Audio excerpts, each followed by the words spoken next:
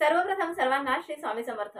उद्या नवरात्रीची 5वी माळ आहे आणि ह्या 5व्या माळेत आपल्याला कुठले उपाय करायचे आहेत व्यवस्थितपणे ऐकून घ्या। सर्वात पहिले आपण घट घरात बसवलेले असतील तर सकाळी लवकर लवकर उठून आपल्याला घटाची पूजा आणि जर का तुम्ही माळ चढवत असाल तर माळ सुद्धा तुम्हाला चढवून घ्यायची आहे। हा उपाय तुम्हाला जर का सकाळी करायला जमत नसेल तर तुम्ही संध्याकाळी सुद्धा हा उपाय करू शकता। आता उद्या जर का तुम्ही पानांची वगैरे पण माळ चढवत असाल तर उद्या तुम्हाला बेलाच्या पानांची माळ चढवायची आहे आणि संध्याकाळी आपल्याला तुळशीजवळ किंवा सकाळी तुळशीजवळ असा एक उपाय करायचा आहे ज्याने आपल्या घरात बघा बऱ्याच लोकांच्या घरात खूप सारा एखाद्याच्या डोक्यावर कर्ज असतो आणि तो कर्ज फिटत नाही। म्हणजे नेहमी वाटत असतं की लवकरात लवकर ह्या कर्जातून मुक्ती हवी, परंतु काही ना काही कारणास्तव या कर्जातून लवकरात मुक्ती होत नसते। काही ना काहीतरी नवीन नवीन कर्जात आपण अटकत चाललेलो असतो किंवा घरात सतत आजारपण आहेत, घरात नेहमी भांडणं आहेत किंवा सतत काहीतरी कटकटी आहेत। अशा बऱ्याच घरांमध्ये अशा गोष्टी चाललेल्या असतात ज्या नेहमी कानावर येतात। अत्यंत वाईट वाटतं ऐकून, कारण एकामागून एक माणूस आजारी असतो किंवा पैसे इतरांकडून घेऊन त्याचे इलाज करावे लागते, तरी पण आपल्या घरात सुख समाधान शांती असं काहीच नांदत नसतं। तर अशा लोकांसाठी काय करायचं आहे किंवा अशा लोकांनी काय करायचं आहे ज्यांच्या डोक्यावर डोंगरा एवढा कर्ज जमलेला आहे आणि तो सुद्धा फिटत नाही, त्यांच्यासाठी सुद्धा हा महत्वाचा उपाय आहे। ललिता पंचमी ही वर्षातून एकदाच नवरात्रीच्या मध्येच ही पंचमी येते। नवरात्रीत आलेल्या पंचमीला ललिता पंचमी म्हणतात। आता ह्या ललिता पंचमीला आपल्याला कुठला उपाय करायचा आहे तर बघा, आपल्याला तुळशी माताजवळ उपाय करायचा आहे, कारण तुळशी मातामध्ये माता लक्ष्मीचा वास आहे असं म्हटलं जातं। माता लक्ष्मी आणि भगवान श्री हरी विष्णू हे दोघेही तुळशीमध्ये वास आहे दोघांचा असं म्हटलं जातं। त्यामुळे आपल्याला जर का कुठल्याही पैशांच्या संदर्भात कुठलेही संकट असू द्या तर तुम्हाला ज्या वेळेला तुम्ही तुळशी मातेजवळ उपाय करत असाल त्यावेळेला तुम्हाला नक्की 100% अनुभव येईल। पण कुठलेही उपाय करत असताना कर्म आणि कष्ट तितकेच महत्वाचे असतात। आता काय करायचं आहे, सर्वात पहिले तुळशी माताजवळ आपल्याला ज्या वेळेला उपाय करायचा आहे त्यावेळेला काही वस्तू आपल्याला आपल्या आरतीच्या ताटात सोबत घ्यायच्या आहेत। म्हणजे काय, एखादी वस्तू विसरायला नको किंवा पूजा करत असताना पुन्हा घरात यायला नको।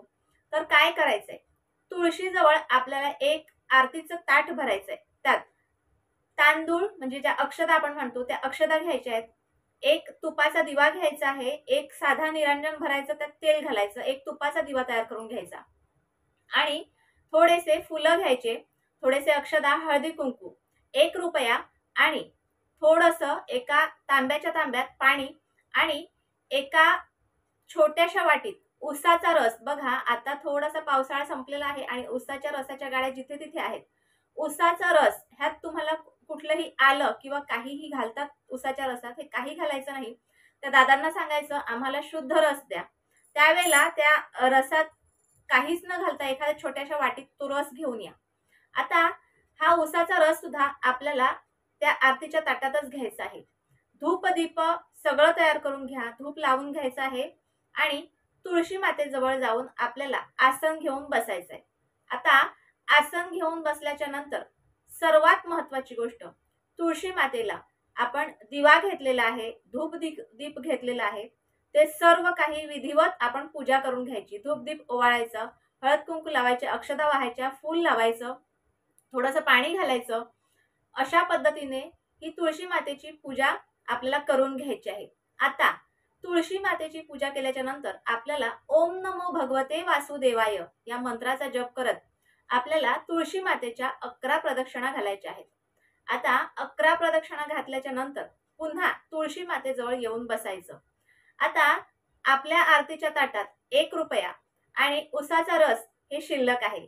आता काय करायचं, छोटासा असा हातानेच थोडासा असा खड्डा खणायचा तुळशी माताजवळ। त्यानंतर तो जो आपण 1 रुपयाचा शिक्का घेतलेला आहे तो 1 रुपयाचा शिक्का ह्या तुळशी मातेच्या कुंडीत आपल्याला व्यवस्थितपणे दाबून घ्यायचा आहे, म्हणजे गाडून घ्यायचा आहे। त्यानंतर त्याच्यावर आपल्याला म्हणजे तुळशीच्या मुळाशीच आपल्याला थोडंसं उसाचा 1-2 चमचे रस घालायचा आहे, बरोबर। आता रस घातल्याच्या नंतर तुम्हाला पुन्हा